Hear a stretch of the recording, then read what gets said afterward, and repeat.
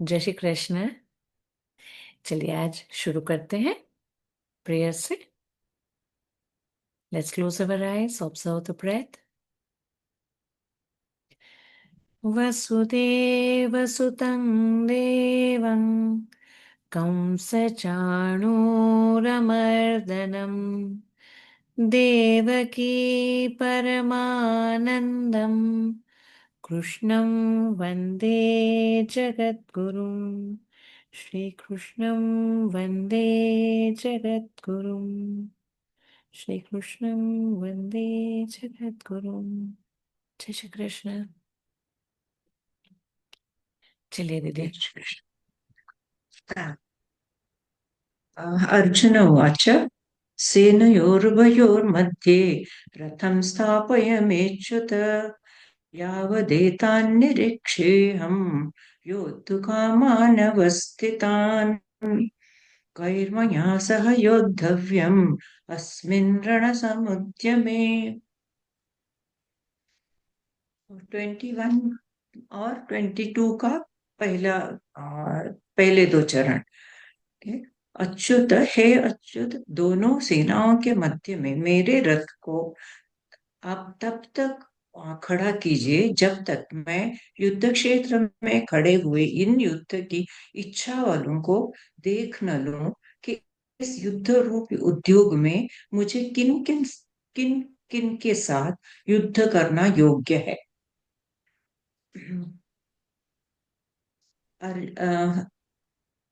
व्याख्या। अच्युत यहाँ पर अच्युत से क्यों शुरू किया है? अच्युत सेनयोर उभयोर मध्ये रथम स्थापय।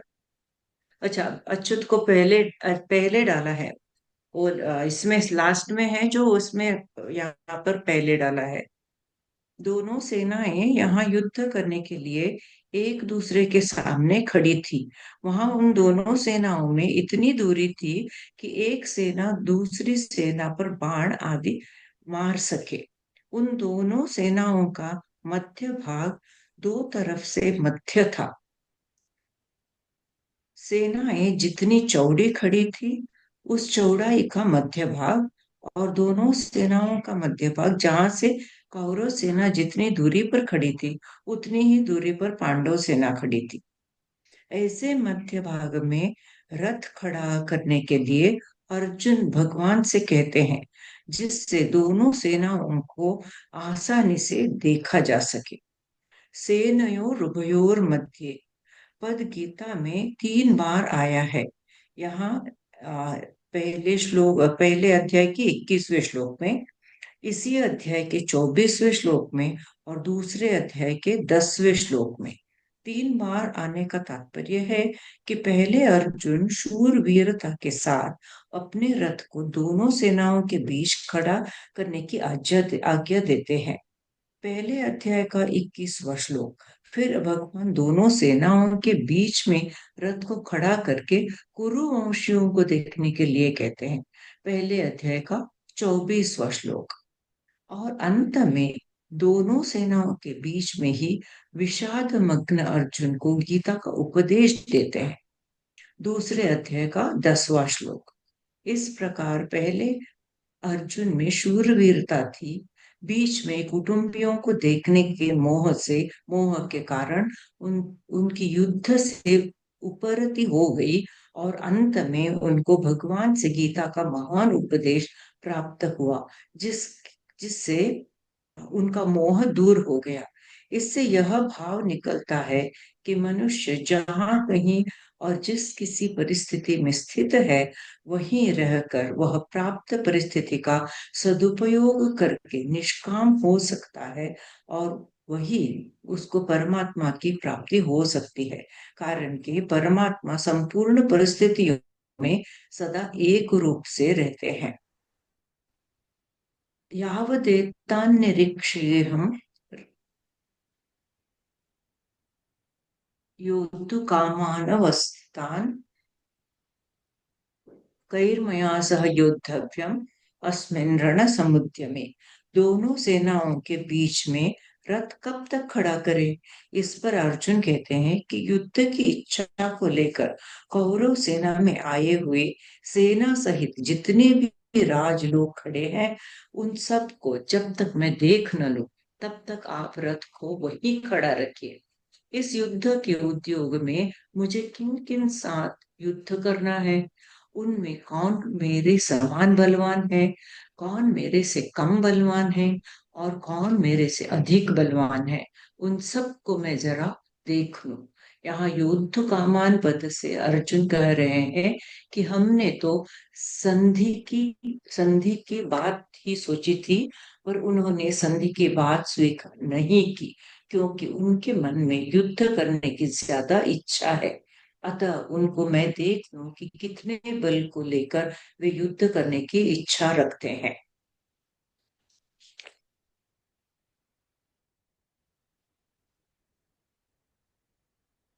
23वां श्लोक। योत्समानानवेक्षेऽहं य एतेऽत्र समागताः धार्तराष्ट्रान् दुर्बुद्धे युद्धे प्रियचिकीर्षवः।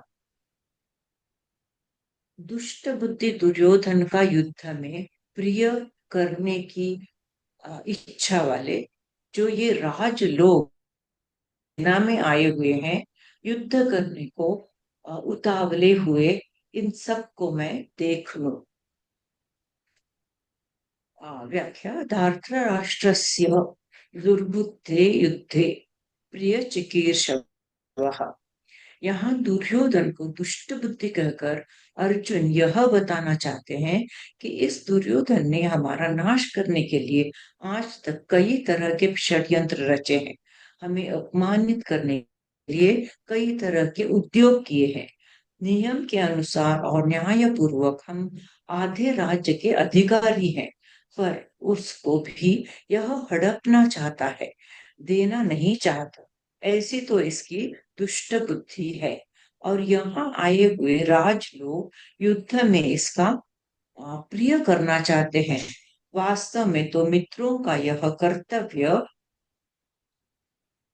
होता है कि वे ऐसा काम करे, ऐसी बात बताए जिससे अपने मित्र लोक परलोक में हित हो। परंतु ये राज लोग दुर्योधन की दुष्ट बुद्धि को शुद्ध न करके उल्टे उसको बढ़ाना चाहते हैं, और दुर्योधन से युद्ध कराकर युद्ध में उसकी सहायता करके उसका पतन ही करना चाहते हैं। तात्पर्य है कि दुर्योधन का हित किस बात में है, उसको राज्य भी किस बात से मिलेगा, और उसका परलोक भी किस बात से सुधरेगा, इन बातों का वे विचार नहीं कर रहे हैं। अगर ये राजलोग उसको यह सलाह देते कि भाई कम से कम आधा राज्य तुम रखो और पांडवों का आधा राज्य पांडवों को दे दो, तो इससे दुर्योधन का आधा राज्य भी रहता और उसका परलोक भी सुधरता। योत्स्यमानानवेक्षेऽहं य एतेऽत्र समागता। इन युद्ध के लिए उतावले होने वालों को जरा देख तो लूं, इन्होंने अधर्म का अन्याय का पक्ष लिया है, इसलिए ये हमारे सामने टिक नहीं सकेंगे, हो जाएंगे। योत्समानान कहने का तात्पर्य है कि इनके मन में युद्ध की ज्यादा आ रही है। अतः देखूं तो सही कि ये है कौन। आ, यहाँ पर कुछ मिसिंग है क्या वर्ड? हाँ हाँ युद्ध हाँ। समानान कहने का तात्पर्य युद्ध है, करने को कहने का तात्पर्य उतावले हो रहे हैं ये सब। युद्ध की ज्यादा आ रही है। अतः देखो तो सही कि ये है कौन, यानी है कि ये लोग युद्ध करना चाहते हैं, ऐसे हम्म लोग। हम्म कुछ वहां पर वर्ड मिसिंग है शायद। हम्म। संबंध अर्जुन के ऐसे कहने पर भगवान ने क्या किया, इसको संजय आगे के 2 श्लोकों में कहते हैं। पढ़ो आगे। हाँ हाँ। आज 30 तक करते हैं, है ना? संजय उवाच। एवमुक्तो ऋषिकेशः गुडाकेशेन भारत सेनयोरुभयोर्मध्ये स्थापयित्वा रथोत्तमम् भीष्मद्रोणप्रमुखतः सर्वेषां च महीक्षिताम् उवाच पार्थ पश्यैतान् समवेतान् कुरुनिति। हे भरत, संजय बोले, हे भरतवंशी राजन, निद्रा विजयी अर्जुन के द्वारा इस तरह कहने पर अंतर्यामी भगवान श्री कृष्ण ने दोनों सेनाओं के मध्य भाग में पितामह भीष्म और आचार्य द्रोण के सामने तथा संपूर्ण राजाओं के सामने श्रेष्ठ रथ को खड़ा करके इस प्रकार कहा कि हे पार्थ, इन इकट्ठे हुए वंशियों को देख। व्याख्या। गुड़ाकेशे गुड़ाकेशेन, गुड़ाकेश शब्द के दो अर्थ होते हैं। गुड़ा नाम मुड़े हुए का है और केश नाम बालों का है। जिसके सिर के बाल मुड़े हुए अर्थात घुंघराले हैं उसका नाम केश है। गुड़ा का नाम निद्रा का है और ईश नाम स्वामी का है। जो निद्रा का स्वामी है अर्थात निद्रा ले चाहे न अर्थात निद्रा ले चाहे न ले, ऐसा जिसका निद्रा पर अधिकार है उसका नाम गुड़ाकेश है। अर्जुन के केश घुंघराले थे और उनका निद्रा पर अधिपत्य था, अतः उनको गुड़ाकेश कहा गया है। एवं मुक्तः, जो निद्रा रस्य के सुख का गुलाम नहीं होता और जो विजय भोगों का दास नहीं होता, केवल भगवान का ही दास होता है, उस भक्त की बात भगवान सुनते हैं। केवल सुनते ही नहीं, उसकी आज्ञा का पालन भी करते हैं। इसलिए अपने सखा भक्त अर्जुन के द्वारा आज्ञा देने पर अंतर्यामी भगवान श्री कृष्ण ने दोनों सेनाओं के बीच में अर्जुन का रथ खड़ा कर दिया। ऋषिकेश, इंद्रियों का नाम ऋषिक है। जो इंद्रियों के ईश अर्थात स्वामी हैं, उनको ऋषिकेश कहते हैं। पहले 21वें श्लोक में और यहाँ ऋषिकेश कहने का तात्पर्य है कि जो मन बुद्धि इंद्रियां आदि सबके प्रेरक हैं, सबको आज्ञा देने वाले हैं, वे ही अंतर्यामी भगवान यहाँ अर्जुन की आज्ञा का पालन करने वाले बन गए हैं। यह उनकी अर्जुन पर कितनी अधिक कृपा है।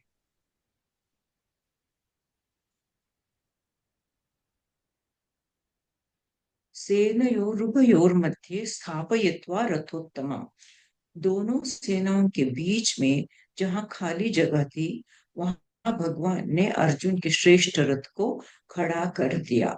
भीष्म द्रोण प्रमुखतः सर्वेषां च मे महीक्षिता, उस रथ को भी भगवान ने विलक्षण चतुराई से ऐसी जगह खड़ा किया जहां से अर्जुन को कौटुंबिक संबंध वाले पितामह भीष्म, विद्या के संबंध वाले आचार्य द्रोण एवं कौरव सेना के मुख्य मुख्य राजलोग सामने दिखाई दे सके। उवाच पार्थ पश्यैतान् समवेतान् कुरुनिति। कुरु पद में धृतराष्ट्र के पुत्र और पांडु के पुत्र ये दोनों आ जाते हैं, क्योंकि ये दोनों ही कुरुवंशी है। युद्ध के लिए एकत्र हुए इन कुरुवंशियों को देख, ऐसा कहने का तात्पर्य है कि इन कुरुवंशियों को देखकर अर्जुन के भीतर यह भाव पैदा हो जाए कि हम सब एक ही तो है। इस पक्ष के हो चाहे उस पक्ष के हो, भले हो चाहे बुरे हो, सदाचारी हो चाहे दुराचारी हो, पर है सब अपने ही कुटुंबी। इस कारण अर्जुन में छिपा हुआ कौटुंबिक ममता युक्त मोह जागृत हो जाए और मोह जागृत होने से अर्जुन जिज्ञासु बन जाए, जिससे अर्जुन का निमित्त बनाकर भावी कलियुगी जीवों के कल्याण के लिए गीता का महान उपदेश दिया जा सके। इसी भाव से भगवान ने यहाँ पश्येतान समवेतान कुरुन कहा है। नहीं तो भगवान पश्येतान धार्तराष्ट्रान समानिति ऐसा भी कह सकते थे। परंतु ऐसा कहने से अर्जुन के भीतर युद्ध करने का जोश आता, जिससे गीता के प्राकट्य का अवसर ही नहीं आता। और अर्जुन के भीतर का प्रस्तुत कौटुंबिक मोह भी दूर नहीं होता, जिसको दूर करना भगवान अपनी जिम्मेदारी मानते हैं। जैसे कोई फोड़ा हो जाता है, तो वैद्य लोग पहले उसको पकाने की चेष्टा करते हैं, और जब वह पक जाता है तब उसको चीरा देकर साफ कर देते हैं। ऐसे ही भगवान भक्त के भीतर छिपे हुए मोह को पहले जागृत करके फिर उसको मिटाते हैं। यहाँ भी भगवान अर्जुन के भीतर छिपे हुए मोह को कुरुन पश्य कहकर जागृत कर रहे हैं, जिसको आगे उपदेश देकर नष्ट कर देंगे। अर्जुन ने कहा था कि इनको मैं देखूं, निरीक्षे अवेक्षे। अतः यहाँ भगवान को पश्य, तू देख ले, ऐसा कहने की जरूरत ही नहीं थी। भगवान को तो केवल रथ खड़ा कर देना चाहिए था, परंतु भगवान ने रथ खड़ा करके अर्जुन के मोह को करने के लिए ही कुरुन पश्य, इन कुरुवंशियों को देख, ऐसा कहा है। कौटुंबिक स्नेह और भगवत प्रेम, इन दोनों में बहुत अंतर है।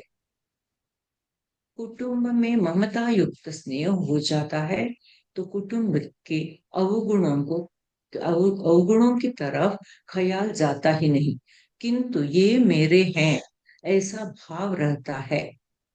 ऐसे ही भगवान का भक्त ऐसे ही भगवान का भक्त में विशेष स्नेह हो जाता है, तो भक्त के अवगुणों की तरफ भगवान का ख्याल जाता ही नहीं, किंतु यह मेरा ही है, ऐसा ही भाव रहता है। कौटुंबिक स्नेह हमें क्रिया तथा पदार्थ, शरीर आदि की ओर भगवत प्रेम में भाव की मुख्यता रहती है। कौटुंबिक स्नेह में क्रिया तथा पदार्थ की और भगवत प्रेम में भाव की मुख्यता रहती है। कौटुंबिक स्नेह में मूढ़ता मूढ़ता की और भगवत प्रेम में आत्मीयता की मुख्यता रहती है। कौटुंबिक स्नेह में अंधेरा और भगवत प्रेम में प्रकाश रहता है। कौटुंबिक स्नेह में मनुष्य कर्तव्यच्युत हो जाता है, और भगवत प्रेम में तल्लीनता के कारण कर्तव्य पालन में विस्मृति तो हो सकती है, पर भक्त कभी कर्तव्यच्युत नहीं होता। कौटुंबिक स्नेह में कुटुंबियों की और भगवत प्रेम में भगवान की प्रधानता होती है। अ, कर्तव्य तो दोनों इसमें आएगा ना। हम्म। कौटुंबिक स्नेह में मनुष्य कर्तव्यच्युत हो जाता है, और भगवत प्रेम में तल्लीनता के कारण कर्तव्य पालन में विस्मृति तो हो सकती है, पर भक्त कभी कर्तव्यच्युत नहीं होता। इसका मतलब वो कर्तव्य करता हाँ। है, हाँ। करता है। हाँ। थोड़ा सा इस सेंटेंस को ऐसे घुमा फिरा कर लिखा हुआ है। हाँ, सही है ना बेसिकली। जब हम कुटुंब के साथ होते हैं, अपना वो जो भाव है वो हमें भगवान से अलग करता है। यही बताया गया है दोनों हाँ, का डिफरेंस। वो तो ठीक है। ये जो भगवत प्रेम में तल्लीनता के कारण कर्तव्य पालन में विस्मृति तो हो सकती है, हाँ, ये जो सेंटेंस है। भगवत प्रेम में तल्लीनता के कारण कर्तव्य पालन में विस्मृति तो हो सकती है। मानी जैसे हम मीराबाई वगैरह का एग्जाम्पल ले, तो भगवान के साथ हाँ, इतने तन्मय थे कि अपने कार्य के प्रति इतने कर्तव्यनिष्ठ नहीं थे, पर वो भगवान के साथ बने हुए थे। सही ना? हाँ, सही है।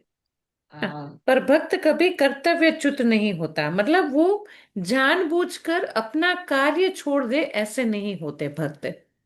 हम्म। है ना? वो तल्लीन है, भगवान के हाँ। साथ एक हो गए, इसलिए ऐसा हो जाता है। होता हो जाता है। है ना? ठीक। संबंध पूर्व श्लोक में भगवान ने अर्जुन से कुरुवंशियों को देखने के लिए कहा। उसके बाद क्या हुआ इसका वर्णन संजय आगे के श्लोकों में करते हैं। तत्रापश्यत् स्थितान् पार्थ पितॄनथ पितामहान् आचार्यान् मातुलान् भ्रातॄन् पुत्रान् पौत्रान् सखींस्तथा श्वशुरान् सुहृदश्चैव सेनयोरुभयोरपि। उसके बाद पृथानंदन अर्जुन ने उन दोनों ही सेनाओं में स्थित पिताओं को, पितामहों को, आचार्यों को, मामाओं को, भाइयों को, पुत्रों को, पौत्रों को तथा मित्रों को, ससुरों को और सुहृदों को भी देखा। अम, पृथा भी कुंती का ही नाम है। हाँ। पृथानंदन मेंशन हाँ, किया है, पृथा भी कुंती का कुंती ही का है। नाम, दूसरा नाम है क्या? हाँ। क्योंकि अर्जुन तो कुंती पुत्र है ना। हाँ, पर कुंती का दूसरा नाम है। हाँ वही, इसीलिए और ये नकुल सहदेव की माता का नाम माद्री। मा, माद्री। हाँ। अच्छा, ठीक। तत्र पश्यांसि तत्र पश्यत् स्थितान् पार्थ पितॄनथ पितामहान् आचार्यान् मातुलान् भ्रातॄन् पुत्रान् पौत्र सखींस्तथा। अच्छा, ये पूरे इस पे दिया तिल सेनयोर उभयोर। जब भगवान ने अर्जुन से कहा कि इस रणभूमि में इकट्ठे हुए कुरुवंशियों को देख, तब अर्जुन की दृष्टि दोनों सेनाओं में स्थित अपने कुटुंबियों पर गई। उन्होंने देखा कि उन सेनाओं में युद्ध के लिए अपने अपने स्थान पर भूरिश्रवा आदि पिता के अ, आदि पिता के भाई खड़े हैं, जो कि मेरे लिए पिता के समान है। भीष्म, सोमदत्त आदि पितामह खड़े हैं। द्रोण, कृप आदि आचार्य, विद्या पढ़ाने वाले और कुल गुरु खड़े हैं। पुरुज, कुंती भोजस्य, शल्य, शकुनी आदि मामा खड़े हैं। भीम, दुर्योधन आदि भाई खड़े हैं। अभिमन्यु, घटोत्कच, लक्ष्मण, दुर्योधन का पुत्र आदि मेरे और मेरे भाइयों के पुत्र खड़े हैं। लक्ष्मण आदि के पुत्र खड़े हैं, जो कि मेरे पौत्र हैं। दुर्योधन के अश्वत्थामा आदि मित्र खड़े हैं, और ऐसे ही अपने पक्ष के मित्र भी खड़े हैं। द्रुपद, शैब्य आदि ससुर खड़े हैं। बिना किसी हेतु के अपने अपने पक्ष का हित चाहने वाले सात्यकी, कृतवर्मा आदि सुहृद भी खड़े हैं। अपने सब कुटुंबियों को देखने के बाद अर्जुन ने क्या किया, इसको आगे के श्लोक में कहते हैं। तान् समीक्ष स कौन्तेय सर्वान् बन्धूनवस्थितान् कृपया परयाविष्टव विषीदन्निदमब्रवीत्। अपनी अपनी जगह पर स्थित उन संपूर्ण बांधवों को देखकर वे कुंती नंदन अर्जुन अत्यंत कायरता से युक्त होकर विषाद करते हुए ऐसा बोले। तान सर्वान् बंधून अवस्थितान समीक्ष। पूर्व श्लोक के अनुसार अर्जुन जिनको देख चुके हैं, उनके अतिरिक्त अर्जुन ने बाहले आदि, प्रपितामह, धृष्टद्युम्न, शिखंडी, सुरथ आदि साले, जयद्रथ आदि बहनोई तथा अन्य कई संबंधियों को दोनों सेनाओं में स्थित देखा। स कौन्तेय कृपया परयाविष्टः। इन पदों में स कौन्तेय कहने का तात्पर्य है कि माता कुंती ने जिनको युद्ध करने के लिए संदेश भेजा था, और जिन्होंने शूरवीरता में आकर मेरे साथ दो हाथ करने वाले कौन है, ऐसे मुख्य मुख्य योद्धाओं के देखने के लिए भगवान कृष्ण को दोनों सेनाओं के बीच में रथ खड़ा करने की आज्ञा दी थी, वे ही कुंती नंदन अर्जुन अत्यंत कायरता से युक्त हो जाते हैं। दोनों ही सेनाओं में जन्म के और विद्या के संबंधी देखने से अर्जुन के मन में यह विचार आया कि युद्ध में चाहे इस पक्ष के लोग मरे, चाहे उस पक्ष के लोग मरे, नुकसान हमारा ही होगा, कुल तो हमारा ही नष्ट होगा, संबंधी तो हमारे ही मारे जाएंगे। ऐसा विचार आने से अर्जुन की युद्ध की इच्छा तो मिट गई और भीतर से कायरता आ गई। इस कायरता को भगवान ने आगे कश्मल तथा हृदय दौर्बल्यम कहा है। और अर्जुन ने आ, कार्पण्य दोषोपहत स्वभाव कहकर उसको स्वीकार भी किया है। अर्जुन कायरता से आविष्ट हुए हैं, कृपया विष्ट। इससे सिद्ध होता है कि यह कायरता पहले नहीं थी, प्रत्युत अभी आई है। अतः यह आगंतुक दोष है।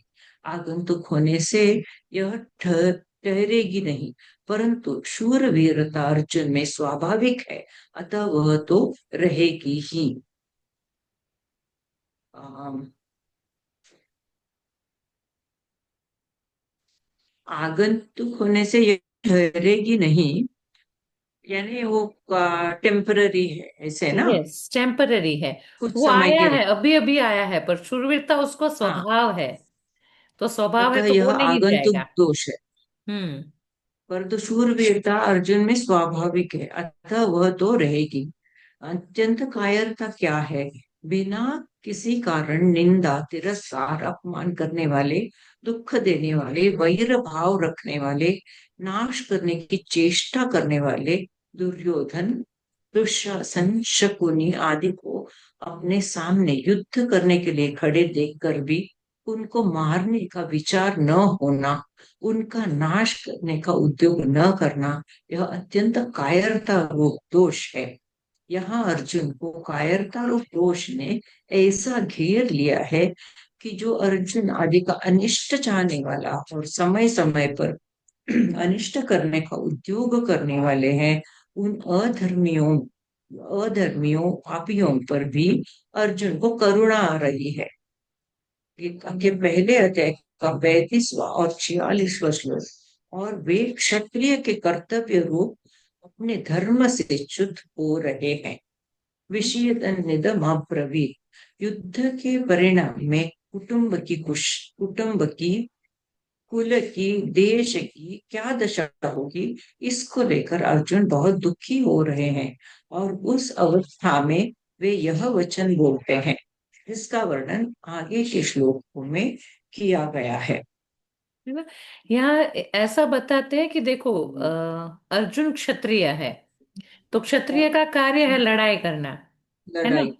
जो अधर्म है उसके सामने किसी भी तरह से आना, जैसे अधर्म क्या है, किसी का निंदा करना, अपमान करना, हाँ, दुख देना, वैर भाव रखना, ये सब धर्म के मार्ग नहीं है। पर यहाँ पे वो जानता है कि वो जो कर रहा है वो ठीक नहीं है, अभी तो लड़ाई ठीक ही नहीं। लास्ट ऑप्शन है। फिर भी वो सामने देखकर हिम्मत हार जाता है, तो इसलिए उसको यहाँ पर कायर बोला गया है ना। हम्म। वो अपने कुटुंब वाले को देखकर उसका स्नेह जागृत हो जाता है, यस। और यही कारण से उसको अपना धर्म वो भूल जाता है। हाँ जी। अर्जुन उवाच दृष्ट्वेमं स्वजनं कृष्ण युयुत्सुं समुपस्थितं सीदन्ति मम गात्राणि मुखं च परिशुष्यति वेपथुश्च शरीरे मे रोमहर्षश्च जायते गाण्डीवं संसते सहस्तात् त्वक्चैव परिदह्यते न च शक्नोम्यवस्थातुम् भ्रमतीव च मे मनः। हे कृष्ण, युद्ध की इच्छा वाले इस कुटुंब समुदाय को अपने सामने उपस्थित देखकर मेरे अंग शिथिल हो रहे हैं और मुख सूख रहा है, तथा मेरे शरीर में कंप कंपी आ रही है एवं रोंगटे खड़े हो रहे हैं। हाथ से गांडीव धनुष गिर रहा है और त्वचा भी जल रही है। मेरा मन भ्रमित सा हो रहा है और खड़े खड़े रहने में भी असमर्थ हो रहा हूँ। कृष्ण युयुत्सुम समुपस्थितम्। अर्जुन को कृष्ण नाम बहुत प्रिय था। यह संबोधन गीता में 9 बार आया है। भगवान श्री कृष्ण के लिए दूसरा कोई संबोधन इतनी बार नहीं आया है। ऐसे ही भगवान को अर्जुन का पार्थ नाम बहुत प्यारा था। इसलिए भगवान और अर्जुन आपस की बोलचाल में ये नाम लिया करते थे और यह बात लोगों में भी प्रसिद्ध थी। इसी दृष्टि से संजय ने गीता के अंत में कृष्ण और पार्थ नाम का उल्लेख किया है। यत्र योगेश्वर कृष्ण यत्र पार्थो धनुर्धरः। धृतराष्ट्र ने पहले समवेता युयुत्सवः कहा था और यहाँ अर्जुन ने भी युयुत्सुम समुपस्थितम कहा है, परंतु दोनों की दृष्टियों में बड़ा अंतर है। धृतराष्ट्र की दृष्टि में तो दुर्योधन आदि मेरे पुत्र और युधिष्ठिर आदि पांडु के पुत्र हैं, ऐसा भेद है। अतः धृतराष्ट्र ने वहां मामका और पांडवा कहा है, परंतु अर्जुन की दृष्टि में यह भेद नहीं है। अतः अर्जुन ने यहाँ स्वजनम कहा है, जिसमें दोनों पक्ष के लोग आ जाते हैं। तात्पर्य है कि धृतराष्ट्र को तो युद्ध में अपने पुत्रों के मरने की आशंका से भय है, शोक है, परंतु अर्जुन को दोनों के कुटुंबियों को मरने की आशंका से श्लोक हो रहा है कि किसी भी तरफ का कोई भी मरे, पर वह है तो हमारा ही कुटुंबी। अब तक दृष्टवा पद 3 बार आया है। दृष्टवा तो पांडवानी का, व्यवस्थितान दृष्टवा धार्तराष्ट्रान, और यहाँ दृष्टवे स्वजनम स्वजनम। इन तीनों का तात्पर्य है कि दुर्योधन का देखना तो एक तरह का ही रहा। दुर्योधन का तो युद्ध का ही एक भाव रहा, परंतु अर्जुन का देखना दो तरह का हुआ। पहले तो अर्जुन धृतराष्ट्र दूसरों को देखकर वीरता में आकर युद्ध के लिए धनुष उठाकर खड़े हो जाते हैं और अब स्वजनों को देखकर कायरता से आविष्ट हो रहे हैं, युद्ध से उपरत हो रहे हैं और उनके हाथ से धनुष गिर रहा है।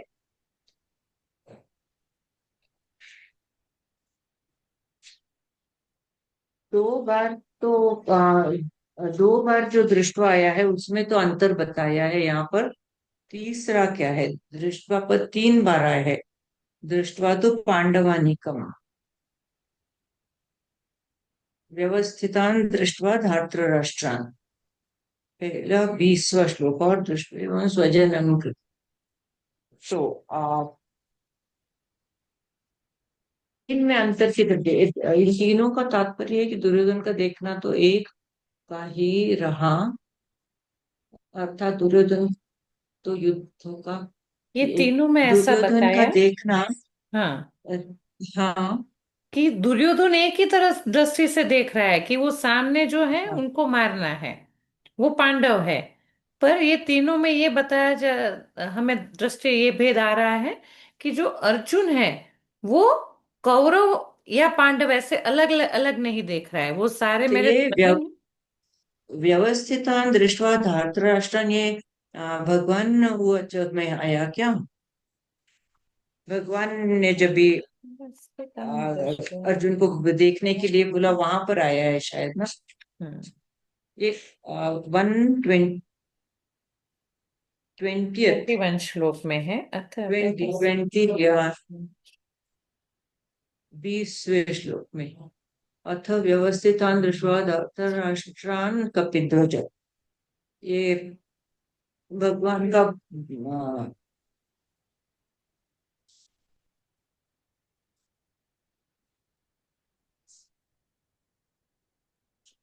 हे महीपति धृतराष्ट्र, अब शस्त्र चलने की तैयारी हो रही है कि उस बच्चों को धारण करने वाले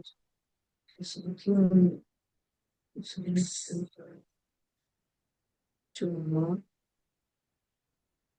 ये अभी यहाँ पर दृश्य, ये जो वर्ड है, हाँ। ये संजय बता रहे हैं, संजय में ही आ रहा है।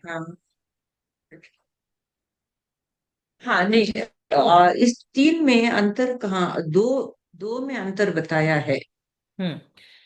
तीन में क्या अंतर है? और तीसरा यहाँ पे उपयोग किया गया है।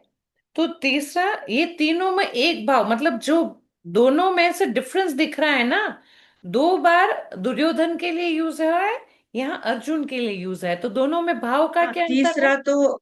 तीसरा तो दृष्टो एवं स्वजनम तो वेरी क्लियर है। है ना? वो अपने लोगों के बारे में वो हाँ। देखकर बता रहा है अर्जुन। हाँ, आ, दृष्टवा तो पांडवानीकम, तो पांडवों को ये देख के, एक तो पांडवों को देखा, मतलब यहाँ भेद हुआ, हम कौरव है, वो पांडव है। ये हम्म। व्यवस्थितान अर्जुन दृष्ट्वा धातराष्ट्र मानी धृतराष्ट्र के पुत्र, तो यहाँ पे भी है कि कौरव और पांडव ये भेद है। पहले दो में है जो स्पष्ट रूप से हमें नजर में आता है, कौरव और पांडव दृष्टवा के पांडव। साथ, राइट। और तीसरा है उसमें स्वजन है, स्वजन मानी ये सब मेरे हैं। यहाँ पर कौरव पांडव नहीं है, यहाँ पर सारे कुरुवंशी है। पहले इसमें पांडवानिकम और दूसरे इसमें धार्तराष्ट्रान बोला है, हाँ। और तीसरे इसमें स्वजनम बोला है, ऐसे। हाँ। अच्छा। हाँ। ओके। हम्म, ठीक है। स्वजनों को देखकर कायरता से आविष्ट हो रहे, युद्ध से उपरत हो रहे हैं, और उनके हाथ से धनुष गिर रहा है। सीदंति मम गात्राणि भ्रमतीव च मे मनः। अर्जुन के मन में युद्ध के भावी परिणाम को लेकर चिंता हो रही है, दुख हो रहा है। उस चिंता दुख का असर अर्जुन के सारे शरीर पर पड़ रहा है। उसी उसी असर को अर्जुन स्पष्ट शब्दों में कह रहे हैं कि मेरे शरीर का हाथ, पैर, मुख आदि एक एक अंग शिथिल हो रहा है। मुख सूखता जा रहा है, जिससे बोलना भी कठिन हो रहा है। सारा शरीर थर थर कांप रहा है। शरीर के सभी रोंगटे खड़े हो रहे हैं, अर्थात सारा शरीर रोमांचित हो रहा है। जिस गांडीव धनुष की प्रत्यंचा की टंकार से शत्रु भयभीत हो जाते हैं, वही गांडीव धनुष आज मेरे हाथ से गिर रहा है। त्वचा में, सारे शरीर में जलन हो रही है। मेरा मन भ्रमित हो रहा है, अर्थात मेरे को क्या करना चाहिए यह भी नहीं सूझ रहा है। यहाँ युद्ध भूमि में रथ पर खड़े रहने में भी मैं असमर्थ हो रहा हूँ। ऐसा लगता है कि मैं मूर्छित होकर गिर पड़ूं। ऐसे अनर्थकारक युद्ध में खड़ा रहना भी एक पाप मालूम दे रहा है।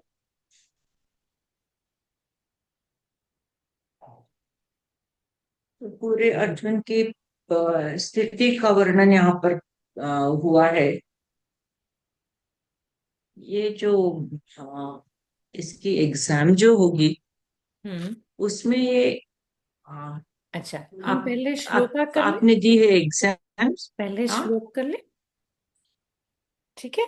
कौन तो सा? आज, आज यहीं पे खत्म करते हैं, है ना? हाँ। आप प्रार्थना करेंगे कि मैं करूं? हाँ नहीं, मैं एक पूछना था कि एक मिनट, ये जो प्रार्थना परीक्षा। प्रार्थना करके फिर हम लोग बात अच्छा करते हैं, अच्छा। है ना? ठीक। तो समय के ठीक हिसाब से ठीक है। वो हो जाए, तो सबको देखना है तो हो ठीक। सकता है। ठीक है। योगेशं सच्चिदानन्दं वासुदेवं व्रजप्रियं धर्मसंस्थापकं वीरं कृष्णं वन्दे जगद्गुरुं। श्रीकृष्णं वन्दे जगद्गुरुं। श्रीकृष्णं वन्दे जगद्गुरुं। ॐ श्रीकृष्णार्पणमस्तु। जय श्री कृष्ण।